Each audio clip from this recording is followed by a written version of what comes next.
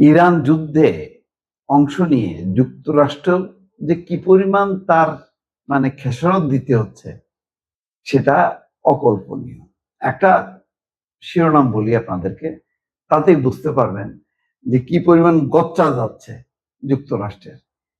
ইরানের $20,000 ড্রোন ঠেকাতে, $20,000 অর্থাৎ যে ড্রোনের দাম $20,000 তার নির্মাণ খরচ, সেইটা ঠেকাতে যুক্তরাষ্ট্রের খরচ $40 লাখ। খেয়াল করছেন? কোন সেই ড্রোন? ইরানের শাহেদ ড্রোন। এই সিরিজের যে ড্রোন, এটা ভয়ঙ্কর ভয়ঙ্কর আওয়াজ, জ্বালানি সাশ্রয় এবং 40 থেকে 50 কেজি ওজনের বিস্ফোরক বহন করতে পারে, সক্ষমতা আছে, রাডারও ফাঁকি দিয়ে দেয়। এই ড্রোনের যন্ত্রণায় পুরো ইসরায়েল, আমেরিকা অতিষ্ঠ, কোনোভাবে ঠেকাতে পারতেছে না। সেই খবর বলছে এনডিটিভি। তাতে বলা হচ্ছে যে ইরানের শাহেদ সিরিজের কামিকাজে ড্রোন এখন যুদ্ধক্ষেত্রে এক ভয়ঙ্কর আতঙ্ক হয়ে উঠেছে। এর রয়েছে জ্বালানি সাশ্রয়ী ইঞ্জিন, রাডার এড়িয়ে যাওয়ার সক্ষমতা এবং 40 থেকে 50 কেজি বিস্ফোরক বহনের ক্ষমতা। মাত্র 20,000 থেকে 50,000 মার্কিন ডলার খরচে এক একটি শাহেদ ড্রোন তৈরি করা যায়। সে মাত্র 20 থেকে 50,000, আর যেখানে তারা লক্ষ লক্ষ ডলার খরচ করতেছে যে কোনো অস্ত্র তৈরিতে, সেখানে 20 থেকে 50,000 ডলার। আচ্ছা, বিপুল পরিমাণে উৎপাদন করা সম্ভব বলে এসব ড্রোন দিয়ে যে কোনো দেশের আকাশ প্রতিরক্ষা ব্যবস্থাকে সহজেই দিশেহারা করে দেওয়া যায়। একসঙ্গে যখন নাকি অসংখ্য ড্রোন যায়, কোনটাকে ঠেকাবে আর কোনটাকে ঠেকাতে পারবে না, দিশেহারা হয়ে যায় আকাশ প্রতিরক্ষা ব্যবস্থা। সেই কথাই বলা হচ্ছে। শাহেদ 131 এবং 136 সিরিজের এসব ড্রোন মূলত সাধারণ মানের ক্রুজ ক্ষেপণাস্ত্র।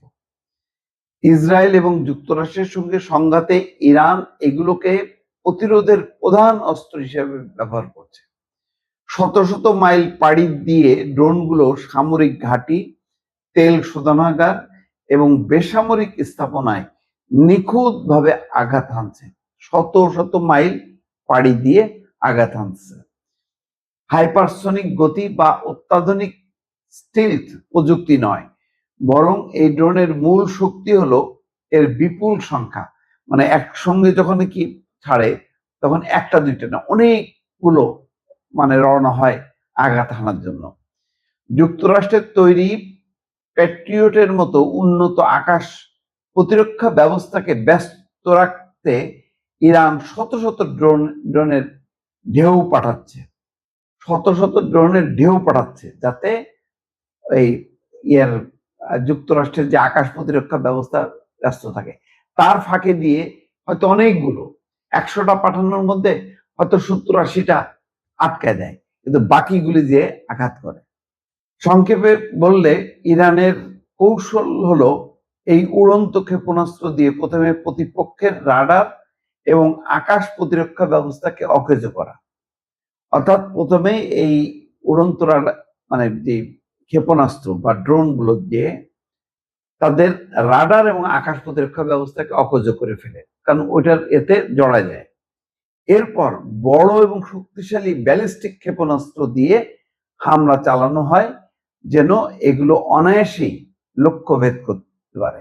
অর্থাৎ ওইগুলো দিয়ে একটা বিভ্রান্ত জাল তৈরি করে, প্রতিরক্ষা ব্যবস্থাটাকে অকেজ করে দেয়। তারপরে ওদের ব্যালিস্টিক ক্ষেপণাস্ত্র দিয়ে আঘাত হানে। যেটা এখন আমেরিকা বলতেছে যে তাদের ব্যালিস্টিক ক্ষেপণাস্ত্র এটা তৈরি করা বন্ধ করতে হবে। নিউ ইয়র্ক টাইমস সহ বিভিন্ন সংবাদ মাধ্যমের প্রতিবেদন অনুযায়ী ইরান এই পর্যন্ত 2000-এর বেশি ড্রোন ছুড়েছে। তবে মার্কিন প্রযুক্তির প্যাট্রিয়ট বা থার্ড ব্যবস্থার কার্যকারিতারও উল্লেখ করার মতো সংযুক্ত আরব আমিরাত জানিয়েছে তাদের আকাশ প্রতিরক্ষা ব্যবস্থা এসব ড্রোনের 90% বেশি রুখে দিতে পেরেছে। অন্য কিছু দেশ এই সাফল্যের হার 96% বলে দাবি করেছে। আশ্চর্যের বিষয় হলো এসব ড্রোনের বেশিরভাগ ভূপাতিত করা হলেও ইরানের জন্য তা এক ধরনের জয়। কারণ মাত্র $20,000 একটি ড্রোন ধ্বংস করতে যুক্তরাষ্ট্রকে প্রায় 40 লাখ মানে $4 মিলিয়ন মূল্যের শক্তিশালী রকেট খরচ করতে হচ্ছে। 4 বছর আগে শুরু হওয়া রাশিয়া ইউক্রেন যুদ্ধের সময় থেকেই পশ্চিমা বিশ্ব একটি বড় সমস্যার কোনো সমাধান খুঁজে পাচ্ছে না। তা হলো শাহেদ ড্রোনের উৎপাদন খরচের সঙ্গে একে ঠেকানোর খরচের বিশাল ব্যবধান। অর্থাৎ শাহেদ ড্রোন যত কম খরচে উৎপাদন করা যায়, এইটা ঠেকানো হচ্ছে আরো বিশাল খরচ। এতেই মানে কুপকাত হচ্ছে এবং যুক্তরাষ্ট্রের খরচ ব্যাপকভাবে বেড়ে যাচ্ছে। এখন হিমশিম খাচ্ছে এই যে শাহেদ সিরিজের ড্রোন গুলো ঠেকানো যায় কিভাবে, সেটা নিয়ে যুক্তরাষ্ট্র কোনো কুল কিনারা পাচ্ছে না।